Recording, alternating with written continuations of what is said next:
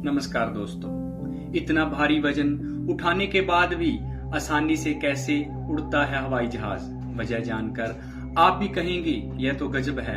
बचपन से ही ख्वाहिश होती है कि हवाई जहाज में सफर करना है, आसमान में प्लेन को देखना और नजरों से उसका पीछा करना, फिर बादलों में खोए उस प्लेन को अक्सर ढूंढना। शायद यही सब हम सब ने अपने अपने बचपन में किया होगा, लेकिन उस वक्त कभी दिमाग में नहीं आया होगा कि प्लेन इतना भारी होता है फिर भी हवा में उड़ता रहता है।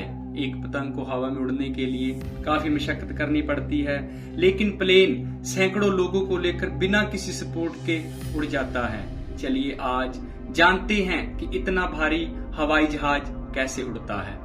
यह समझना मुश्किल नहीं है, बस स्कूल में पढ़ाई जाने वाली फिजिक्स की थोड़ी सी अगर जानकारी ले लें तो कोई भी इसे आसानी से समझ सकता है। इसके लिए हमें 4 शब्द याद रखने होंगे: थ्रस्ट, ड्रैग, वेट और लिफ्ट। सबसे पहले आता है थ्रस्ट। थ्रस्ट एक फोर्स है। इस फोर्स का इस्तेमाल एयरप्लेन को आगे बढ़ने में मदद करता है। प्लेन के दोनों विंग पर एक एक इंजन लगाया जाता है। यह इंजन थ्रस्ट जनरेट करता है और इंजन के सामने से आ रही हवा को खींचकर कंप्रेस करता है और पीछे की तरफ छोड़ देता है। यह ठीक वैसा ही हुआ जैसे हम गुब्बारे में हवा भर उसे छोड़ दें तो वह ऊपर की तरफ भागने लगता है। कंप्रेस हवा को छोड़ने से थ्रस्ट पैदा होता है। नंबर 2, अब हम बात करते हैं दूसरे महत्वपूर्ण शब्द की, ड्रैग या घर्षण। जब आप कार में तेज रफ्तार से आगे बढ़ रहे होते हैं और खिड़की से अपना हाथ बाहर निकालते हैं तो हाथ पर एक फोर्स महसूस होता है। हवा की तरफ से लगने वाला यह फोर्स आपके हाथ को पीछे धकेलने लगता है, लेकिन कार का थ्रस्ट ज्यादा है और हाथ भी मजबूत है, इसलिए हाथ कार के साथ ही आगे बढ़ता रहता है। हालांकि यह कार की स्पीड पर निर्भर करता है। आमतौर पर अधिकतर रफ्तार 200 किलोमीटर होती है, लेकिन अगर मान लिया जाए कि कार की रफ्तार 2000 किलोमीटर प्रति घंटा है तो घर्षण बल इतना ज्यादा होगा कि या तो आपका हाथ टूट जाएगा या जल जाएगा। इसी लॉ के अनुसार धरती के ऑर्बिट में जब कोई एस्ट्रॉयड आ जाता है तो वह आग पकड़ लेता है, क्योंकि उसकी रफ्तार ज्यादा होने की वजह से घर्षण बल भी ज्यादा होता है। एयरप्लेन में इसी फोर्स को कम करने के लिए इसे एरोडायनेमिक्स के रूप में बनाया जाता है। इसके लिए प्लेन के उड़ान भरने के बाद उसके टायर्स को छिपा दिया जाता है ताकि ड्रैग फोर्स कम लगे और थ्रस्ट ज्यादा हो और जहाज आसानी से उड़ सके। नंबर 3, वेट और लिफ्ट।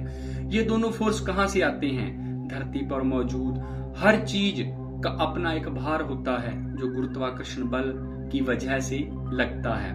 गुरुत्वाकर्षण बल का काम है किसी भी फोर्स को नीचे की तरफ खींचना। उड़ते प्लेन के साथ भी ऐसा ही होता है। ग्रेविटेशनल फोर्स उसे नीचे खींचती है, लेकिन प्लेन के विंग ऐसे बनाए जाते हैं कि उन पर लिफ्ट फोर्स या लिफ्ट बल लग सके। दरअसल प्लेन के पंखों को इस तरह तिरछा कर बनाया जाता है कि जब थ्रस्ट प्लेन को आगे की तरफ धकेले तो विंग के ऊपर की हवा तेजी से गुजरे और विंग के नीचे की हवा धीरे धीरे निकले। जब ऊपर की हवा तेजी से निकलती है तो उसका दबाव नीचे मौजूद हवा के दबाव से कम होता है। यहीं पर लिफ्ट बल सामने आता है जो प्लेन को ऊपर की तरफ धकेलता है। क्योंकि प्लेन का लिफ्ट फोर्स बाहर से ज्यादा हो जाता है, इसलिए प्लेन हवा में उड़ जाता है। एक बार हवा में उड़ने के बाद सारे बल एक समान हो जाते हैं। प्लेन के उड़ने या नीचे उतारने पर कब क्या होता है? जब लिफ्ट और थ्रस्ट फोर्स ज्यादा होता है तो प्लेन ऊपर की तरफ बढ़ता है। जब सभी फोर्स बराबर होते हैं तो प्लेन सीधा लाइन में उड़ता है, परंतु जब गुरुत्वाकर्षण बल और घर्षण बल ज्यादा होते हैं तो प्लेन नीचे की तरफ आने लगता है। प्लेन लैंड करने के लिए उसकी रफ्तार को कम करना पड़ता है, जिससे थ्रस्ट कम होता है। इसके लिए इंजन की स्पीड को कम किया जाता है और धीरे धीरे प्लेन नीचे आने लगता है और आसानी से नीचे उतर जाता है। दोस्तों, उम्मीद करते हैं कि आपको आज एरोप्लेन के उड़ने के बारे में पता चल गया होगा और आपके मन की सारी शंकाएं दूर हो गई होंगी। धन्यवाद दोस्तों। अगर आपको हमारा वीडियो पसंद आया तो कृपया इसको लाइक कर दें और चैनल को सब्सक्राइब कर दें। धन्यवाद दोस्तों।